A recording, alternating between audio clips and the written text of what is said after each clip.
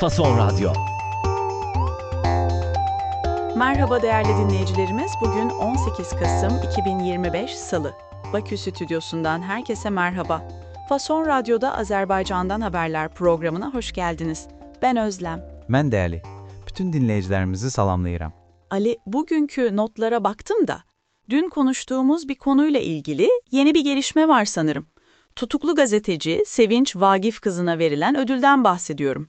Dün ödülü aldığını konuşmuştuk. Bəli Özləm. Dün qeyd etdiyimiz kimi, Abzas media işi üzrə həbsdə olan Sevinç Vagif qızı Sərhəd Tanımayan Reportyorlar Təşkilatının cəsarət mükafatına layiq görüldü. Yeni məlumat odur ki, mükafat Parisdə keçirilən mərasimlə onun təmsilçisinə təqdim edilib. Təşkilat onu şərəf və ümid simvolu adlandırıb. Bu xəbərin mənbəyi bildiyiniz kimi, müxalif yönümlü Meydan TV'dir. Anladım. Ödül töreni yapılmış yani. Umarız bu ödüller adaletin tecelli etmesine de vesile olur. Şimdi Türkiye'yi de çok yakından ilgilendiren bir habere geçelim. Gürcistan'da düşen Türk askeri uçağı ile ilgili bir gelişme var. Bəli.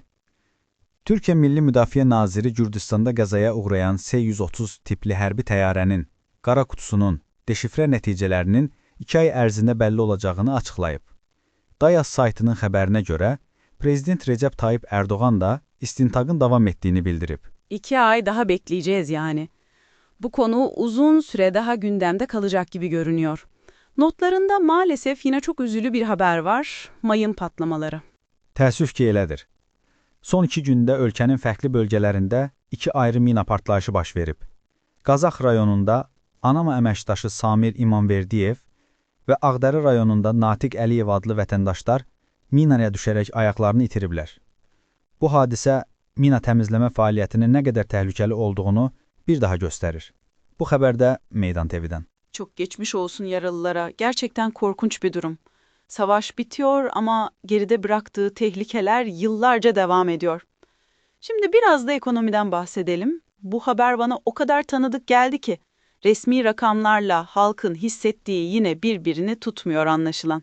Bəli, Azadlıq Radyosunun xəbərinə görə, Dövlət Statistika Komitəsi ölkədə 278.900 qeydiyyatlı işsiz olduğunu açıqlayıb. Amma iqtisadçılar əsl rəqəmin bundan qat-qat yüksək olduğunu deyir və təxminən 1 milyon insanın niyə rəsmi qeydiyyata alınmadığını sorğulayırlar. Onlar hesab edir ki, rəsmi məlumatlar ölkədəki iqtisadi vəziyyəti tam əks etdirmir. 1 milyon insan. Arada devasa bir fark var. Rakamlarla oynayarak ekonominin düzelmediğini bir gün herkes anlar umarım. Sıradaki haber ise adalete olan inancı sorgulatacak türden. Okuyunca inanamadım. Bəli, bu xəbərdə ictimaiyyətdə geniş rezonans doğurub.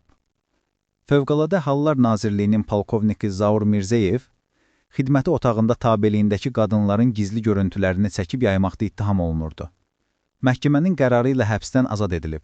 Pardon Ali, Fövkalade Haller Nazirliği, bizdeki AFAD gibi yani Acil Durumlar Bakanlığı mı? Bəli, tam olaraq elədir. Fövqəladə hallar, yəni olağanüstü acil durumlar, o nazirlik o işlərə baxır. Anladım. Yani bir albay, emrindeki kadınların gizli görüntülerini çekiyor ve sonra serbest kalıyor. İnanılmaz gerçekten. Hukuk bazen ne kadar garip işliyor. Gündemi biraz daha farklı konularla toparlayalım istersen. İtalya ile bir işbirliği haberi var. Bəli. Trend.az-ın xəbərinə görə, Azərbaycan və İtaliya Müdafiə Nazirliklərinin nümayəndələri arasında görüş keçirilib. Hərbi təhsil sahəsində əməkdaşlıq məsələləri müzakirə edilib, ortaq təlimlər və personal hazırlığı kimi mövzulara toxunulub. Anlaşıldı. Bir de uluslararası bir haber kanalının ofis açılışı var notlarında. Euronews Bakü'ye gelmiş. Bəli. Euronews telekanalının Bakı ofisinin rəsmi açılışı olub. Dayas saytındakı xəbərdə bu addımın Azərbaycanın beynəlxalq aləmdəki informasiya gücü baxımından önemli bir siyasi addım olduğu vurğulanıb. Anlaşıldı. Ali, bugünkü yoğun gündem için çok teşekkürler. Mən təşəkkür edirəm Özlem. Fason Radyo'da Azerbaycan'dan haberlerin bugünlük sonuna geldik. Yarın yine aynı saatte buluşmak üzere. Hoşçakalın.